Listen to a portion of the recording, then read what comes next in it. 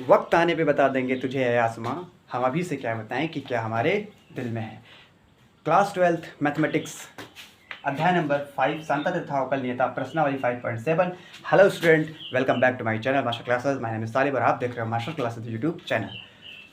आज हम 16 क्वेश्चन लगाने वाले हैं 5.7 का। ठीक है, इसके पहले की क्लासेस में हमने 15 क्वेश्चन तक कवर अप कर लिया है बहुत ही अच्छे से।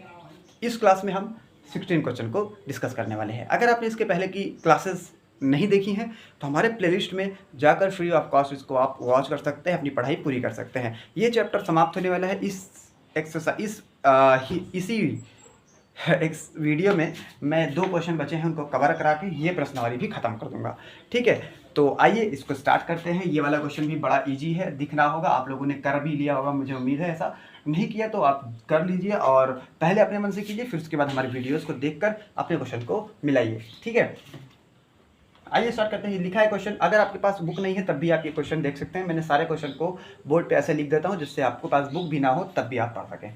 यदि e की पावर y x इंटू में है x+1 इजिकल्स टू 1 है तो दर्शाना है कि डबल डेरिवेटिव यानी कि d2y/dx² तृतीय कोटि अवकलज x के सापेक्ष y का 2 बार अवकलन करना है बराबर dy/dx का होल स्क्वायर है, ये प्रूफ कर रहा है। ठीक है, तो आइए इसको हम करते हैं जल्दी से। और आपको एक बात बता दें कि ये जितने भी क्वेश्चन होते हैं हमारे सारे के सारे एनसीईआरटी बेस्ड होते हैं, मतलब एनसीईआरटी के सारे क्वेश्चन होते हैं, सॉल्यूशन भी एनसीईआरटी के हैं। और आइए इसको करते हैं। क्या दिया है हमें वो लिख लो भाई। दिया है e की पावर y इंटू में है एक चीज, क्या है x+1 इक्वल्स टू v1, ये हमें दिया है, गिवन है। इसको 2 बार अवकलन करना है, मतलब d2y/dx² निकालना है हमको ना। अधिकतर देखो यहाँ पे 1 बार अवकलन ये है, ये मत समझना कि ये 2 बार अवकलन, ये 2 बार अवकलन नहीं है, पहला अवकलन है जिस पर 2 पावर चढ़ी है। जैसे मान लो ये x है, 1 है, मतलब 1 x है, अब इसके ऊपर पावर लगा दे 2 तो अलग बात है। ये है पहली बात, तो ये समझो कि ये dy/dx है, एक कोटि अवकलज है। इसके ये एक प्रथम कोटि का अवकलज है, ये इसके ऊपर पावर 2 लगी है, ये बात आप समझें पहले बहुत ध्यान से। और इसको अगर आप ध्यान से देखिए तो ये d2y/dx² है। इसका मतलब ये दोनों का मतलब अलग अलग है, समझना, क्योंकि ये एक प्रथम कोटि अवकलज है जिसके ऊपर प्रथम कोटि के अवकलज के ऊपर 2 पावर चढ़ी हुई है, और ये द्वितीय कोटि अवकलज ही है और इसके ऊपर कोई पावर नहीं है, यानी कि 1 पावर है। ठीक है, देखो इसके ऊपर कोई पावर नहीं लगी, तो जब कोई पावर नहीं होती तो 1 पावर बन जाती है, और इसके ऊपर 2 पावर लगी है। ये बात ध्यान रखेंगे। कुछ लोग को बच्चों को ये कन्फ्यूजन होगा कि भैया ये दोनों सेम ही तो लग रहा है यार, इसमें फ़र्क ही क्या है। तो फ़र्क ये है कि ये द्वितीय कोटि अवकलज है, ये प्रथम कोटि अवकलज है, और प्रथम कोटि अवकलज के ऊपर पावर लगी है 2। अब बहुत हो गया, स्टार्ट करते हैं क्वेश्चन को। पहले तो x के सापेक्ष अवकलन करो, इसको x के सापेक्ष अवकलन करने पर जैसे ही x के सापेक्ष जब अवकलन करेंगे ना, तो ये जो प्रोडक्ट में है ना, इंटू में है, तो एक को रोककर दूसरे को अवकलन, दूसरे को रोककर पहले का अवकलन, ऐसे कर देना। तो ये हो जाएगा e की पावर y को रोक लिया हमने पहली बार, तो अवकलन कर देंगे किसका, x+1 का। मैं चाहता तो डायरेक्ट कर देता, मतलब लेकिन दिखा रहा हूँ आपको सबको। और प्लस लगाएंगे, अब की बार x+1 को रोक लेंगे और अवकलन कर देंगे e की पावर y का, d/dx ऑफ e की पावर y बराबर में इधर अवकलन कर देंगे 1 का, d/dx ऑफ 1। तो ध्यान रहे कांस्टेंट का अवकलन तो 0 होता है, तो वो पक्की बात है कि वो 0 हो जाएगा। जब दिखा रहे थे तो मैंने सोचा उसको भी दिखाने कि 0 हो रहा अगली बार में। e की पावर y और इसका अवकलन करेंगे तो x का 1 हो जाएगा, x का 1 और प्लस 1 का करेंगे 0 हो जाएगा। 1 और 0 जोड़ेंगे तो 1 होगा, और 1 से मल्टीप्लाई करेंगे तो e की पावर y जाएगा। तो इसको नहीं लिखता हूँ, 1 से मल्टीप्लाई करने से फर्क ही नहीं पड़ेगा, तो e की पावर y ही बचेगा टोटल। तो क्यों इसको लिखूँ, ये 1 हो गया ना। इसमें x+1 को हमने रोका हुआ है, और e की पावर y का अवकलन e की पावर y ही होगा, क्योंकि e की पावर x का अवकलन e की पावर x होता है, तो e की पावर y का अवकलन e की पावर y होगा। लेकिन पावर में जो y है उसका अवकलन बचा है, तो उसको अलग से कर देंगे, तो हो जाएगा dy/dx। समझ में आया, e की पावर y का अवकलन e की पावर y हो गया। y की पावर जो पावर में y है उसका अवकलन करेंगे तो dy/dx हो जाएगा, ये बात कह रहा हूँ। बराबर में उधर 0 हो जाएगा, क्योंकि कांस्टेंट 1 है, उसका अवकलन 0 implies that देखो भाई, मुझे d2y/dx चाहिए था, तो मुझे एक बार और अवकलन करना पड़ेगा इसको। ये बात तो मुझे समझ में आ रही है देखने में। और मुझे एक बात और समझ में आ रही है कि e⁻y और e⁻y कॉमन दिख रहा है, इसको कॉमन लेके उस तरफ भेज देंगे तो 0/e⁻y जो कि 0 हो जाएगा। तो कर दो भाई इसको। चलो e⁻y कॉमन लेकर उधर भेज देते हैं 0 की तरफ, तो वो 0/e⁻y हो जाएगा और 0 हो जाएगा। ठीक है, तो यहाँ पे बचेगा क्या, वो ही खाली लिख रहा हूँ मैं। e⁻y को कॉमन ले लिया है। ठीक है, देखो यार एक बार दिखाई देता हूँ। e⁻y कॉमन ले लिया तो यहाँ पे 1 बचा और यहाँ पे x प्लस 1 बचा, e⁻y कॉमन चला गया है और यहाँ बचा है dy/dx बचा है। और उधर में 0 था, हम e⁻y को जब उधर भेजेंगे तो e⁻y बटे में e⁻y बन जाएगा, गुणा के बटे में आ जाएगा इधर और 0 हो जाएगा टोटल। तो इधर 0 लिखता हूँ, यही मैं कह रहा था जो कि करके दिखा दिया। चलो ऐसा कर लेते हैं, सिंपल होता है। देखो यार, पहले 1 को उस तरफ ले जाओ, फिर इसको भी उस तरफ ले जाओ। dy/dx हमको चाहिए, इसलिए मैं इसको उसी तरह का बना रहा हूँ।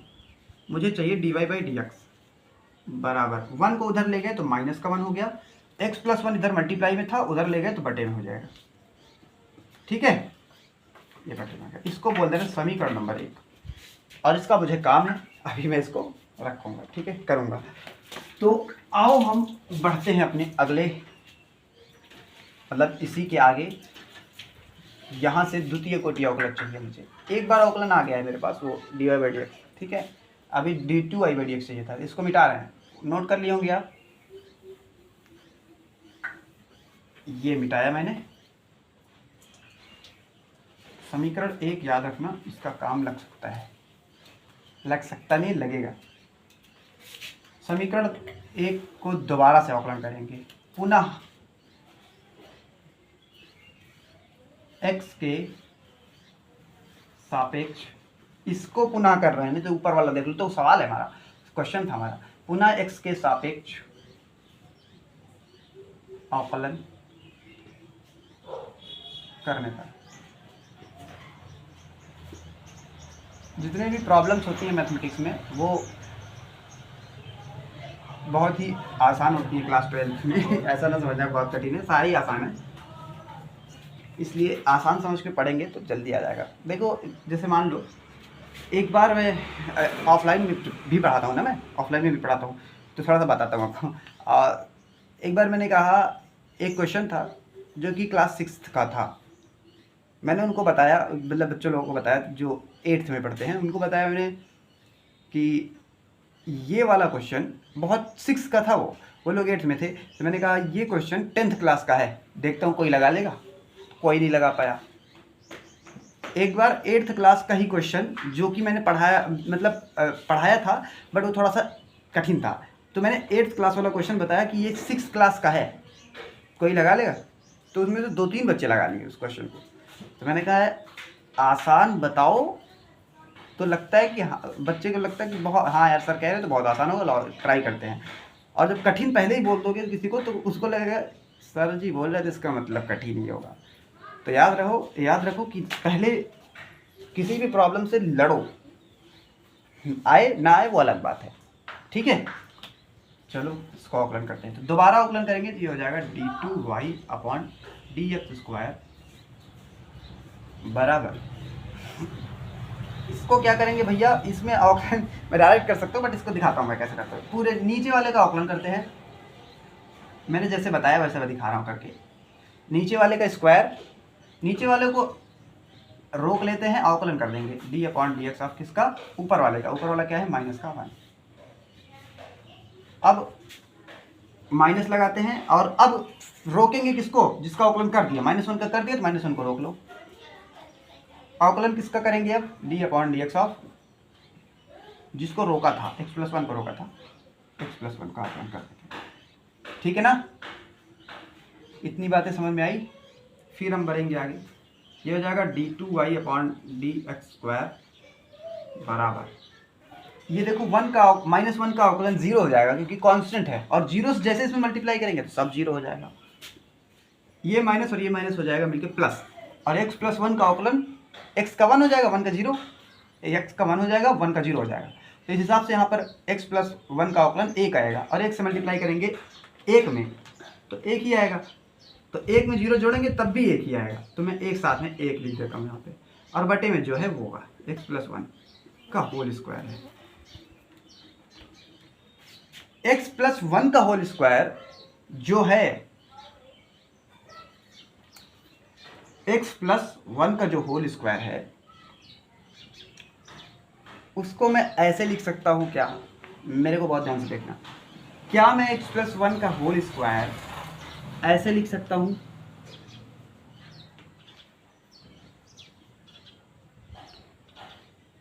बराबर इसको मैं ऐसे लिख सकता हूँ क्या, माइनस का one upon x plus one का होल स्क्वायर। इसमें और इसमें कोई फर्क है नहीं ना, क्यों? अच्छा ये यहाँ पे माइनस नहीं था, मैंने माइनस लगा लिया। माइनस इसलिए लगा लिया क्योंकि हमारे पास देखो जो पहला अवकलन आया है वहाँ पे माइनस था, minus one by x plus one है जो कि d y by d x है। इस समीकरण को ध्यान से देखो, इसको इसीलिए मैंने रोका था, मिटाया नहीं, दिखाना था मेरे को ना इसलिए। और जो हमारे पास द्वितीय कोटि अवकलज आया है वो one upon x plus one का होल स्क्वायर आया है। तो इस एक पे स्क्वायर लगाने का मतलब कोई फर्क नहीं पड़ेगा, एक का स्क्वायर एक ही होता है तो एक का स्क्वायर एक ही हो जाएगा, कोई दिक्कत नहीं है। एक्स प्लस वन का स्क्वायर था तो मैंने उसको ऊपर लगा दिया, तब भी तो एक्स प्लस वन का स्क्वायर ही है वो, ठीक है, ये भी कोई दिक्कत नहीं है। सबसे ज़्यादा दिक्कत यहाँ पे हो रही होगी कि सर ने माइनस का है लगाया, भैया माइनस यहाँ पे था इसलिए मैंने यहाँ लगा लिया। अच्छा अगर मान लो इस स्क्वायर को मैं इस पर जैसे शिफ्ट करूँगा तो माइनस तो वैसे ही हट जाएगा, क्योंकि स्क्वायर करने से माइनस जो होता है वो हट जाएगा, क्योंकि स्क्वायर माइनस का स्क्वायर करेंगे तो प्लस हो जाएगा ना, हो जाएगा ना, हाँ या ना, कमेंट करके बताओ। तो इसीलिए माइनस लगा हो या ना लगा हो स्क्वायर के ऊपर आएगी तो वैल्यू पॉजिटिव ही, तो इसलिए मैंने माइनस लगा लिया ताकि यहाँ पे इस तरह से दिखने लगे। और आपको पता है कि माइनस का one by x plus one, minus का one upon x plus one दोनों सेम है और ये दोनों ही d y by d x के बराबर है, तो मैं इस चीज को d y by d x बोल दूं क्या, समीकरण एक से कह दूं भाई समीकरण एक से मैंने इस चीज को d y by d x कहा था, तो उसको यहाँ पे शिफ्ट करूंगा तो इसके जगह पे आ जाएगा d y by d x, जो कि समीकरण एक में मेंशन है, दिख भी रहा है। तो मैं इस चीज को d y by d x लिख सकता हूँ समीकरण एक से, तो वही करने चल रहा हूँ मैं। अच्छा इसको रहने दो मेरे, इसके आगे यहाँ पे कर देना, एक ही लाइन का काम बचे तो काहे मिटाऊँ, ये d two y by d x square बराबर इस ब्रैकेट के अंदर वाली चीज, ये ब्रैकेट के अंदर जो चीज लिखी है वो d y by d x है, यही है। और वो जो पावर लगी है उसको लगा दो, इसको जरा ध्यान से देखो, यहाँ बता दो कि हमने ये काम जो किया है वो समीकरण एक से किया है, और इसी को तो प्रूफ करना था, क्वेश्चन ने कहा था। देखो देखो यहाँ पे जो बारीकियाँ होती हैं मैं उस पर बहुत फोकस करता हूँ कि बच्चों को कन्फ्यूजन वहाँ पे बिल्कुल ना हो, क्योंकि जब कन्फ्यूजन होता है ना तो पढ़ने का मन नहीं करता मैंने देखा है, इसलिए मैं वैसी जगह पे बहुत ही स्लो हो जाता हूँ जहाँ पे एक एक चीज़ समझाना बहुत ज़रूरी होता है। तो समझ में आया होगा आपको, कमेंट करके बताना, और अगर नहीं समझ में आया तो जरा सा पीछे करके फिर से देखो, आपको डेफिनेटली समझ में आया, मैंने जरा से भी छोड़ा नहीं है, एकदम अच्छे से समझाने में कसर नहीं छोड़ी है। अगर आपने समझ में आया तो कमेंट करके बताएं, नहीं समझ में आया तो थोड़ा सा पीछे करके दोबारा से देखिए, और तब समझ में आ जाए तो कमेंट करके बताना ठीक है। आइए एक लास्ट क्वेश्चन जो कि इस प्रश्नावली का है उसको लगाते हैं और इस चैप्टर को समाप्त करते हैं। हाँ तो चलो स्टार्ट करते हैं। क्वेश्चन नंबर 17 आपके स्क्रीन पर नोट कीजिए इस क्वेश्चन को, बहुत ही इंपॉर्टेंट एग्जाम के पॉइंट ऑफ व्यू से इसको इंपॉर्टेंट में आप समझ सकते हो। क्वेश्चन नंबर 17 है जो कि मैंने बोर्ड पे लिख दिया है। यदि y बराबर है आपका tan इनवर्स का स्क्वायर है तो दर्शाइए कि एक्स स्क्वायर प्लस वन का होल स्क्वायर y2 का मतलब समझ रहे हो ना, ये वही है d2y by d x square, है ना। बताया था मैंने कई तरीके से इसको व्यक्त कर सकते हैं। देखो भाई अगर आप वीडियो में पहली बार आए हो तो आपको ये सब बातें कैसे समझ में आएंगी, लेकिन अगर आपने शुरू से देख रहे हो तो डेफिनेटली बहुत ही आप अच्छा करोगे, आपको अवकलन में कोई पीछे नहीं कर सकता, that's my guarantee. X square plus one का whole square y2 plus 2x into में x square plus one y1 is equals to 2, यही है, ये प्रूफ करना है हमको। इसकी मदद से y बराबर tan इनवर्स x का होल स्क्वायर है। चलो भाई 2 बार अवकलन करना है। एक बार देखो यहाँ पे एक बार अवकलन है प्रथम कोटि जिसको dy बाई डी एक्स कहते हैं, इसी तरीके से लिख सकते हैं। और y2 जिसको मैं d2y by d x square लिख सकता हूँ। ये 2 बार अवकलन करना है टोटल, सबसे अधिकतर बार 2 बार कर सकते हैं, कम से कम एक बार, ज़्यादा से ज़्यादा 2। तो 2 बार पहुंचने के लिए मुझे इस चीज़ को 2 बार अवकलन करना पड़ेगा। तो आओ पहले इस पर मैं फोकस करता हूँ, इस पर काम करता हूँ, जो कि 2 बार अवकलन करना है। तो हमें क्या दिया है भैया, दिया है कि y बराबर tan इनवर्स का स्क्वायर है, ये दिया है। अब आओ इसको एक बार अवकलन करते हैं पहले, तो फिर आगे काम बढ़ाएंगे। x के सापेक्ष अवकलन करने पर, जब x के सापेक्ष अवकलन करेंगे तो हो जाएगा ये dy अपॉन dx। अच्छा, dy बाई डी एक्स को मैं y1 भी तो बोल सकता हूँ, तो मैं क्यों इसको ऐसा लिखूँ? चलो अगली बार लिख दूंगा, चाहे इसको जो लिख दो, बात ही तो एक ही है। dy बाई डी एक्स बराबर tan इनवर्स x का स्क्वायर। तो पहले पावर का करते हैं, याद रखना, पावर नीचे आ जाएगी, एक पावर कम हो जाएगी। जो भी चीज़ होती है उस पर एक पावर कम हो जाती है, तो एक पावर बचेगी। चलो एक तो माना जाता है।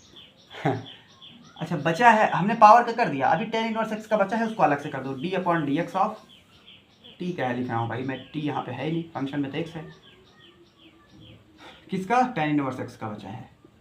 tan इनवर्स x का अवकलन का फॉर्मूला आपको याद होना चाहिए। नहीं याद तो फटाक से याद कर लेना, अभी जैसे ही बताऊंगा। अब तो याद होना चाहिए, लास्ट एक्सरसाइज चल रही भाई।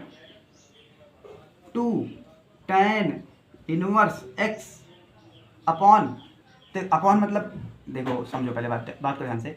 tan इनवर्स x का फॉर्मूला है कि उसका जब अवकलन करते हैं तो 1/1 प्लस एक्स स्क्वायर आता है, 1 प्लस एक्स स्क्वायर। तो 1 से मल्टीप्लाई इसमें कर देंगे तो हो जाएगा, और नीचे या 1 प्लस एक्स स्क्वायर इसी के नीचे लिख दे रहे, बहुत अच्छा लगेगा।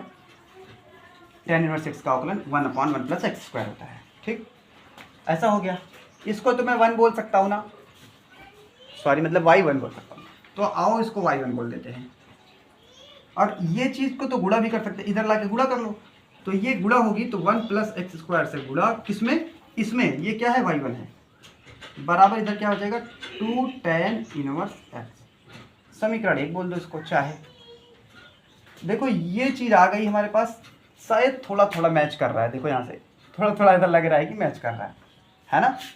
हाँ भाई, तो एक बार अवकलन करने पे ये मिला, दूसरी बार अवकलन करने पे हो सकता है पूरा मिल जाए।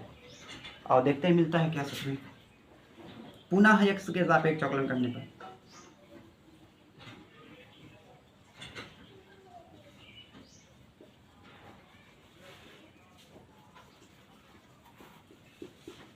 पुनः x के सापेक्ष अवकलन करने पर क्या होगा?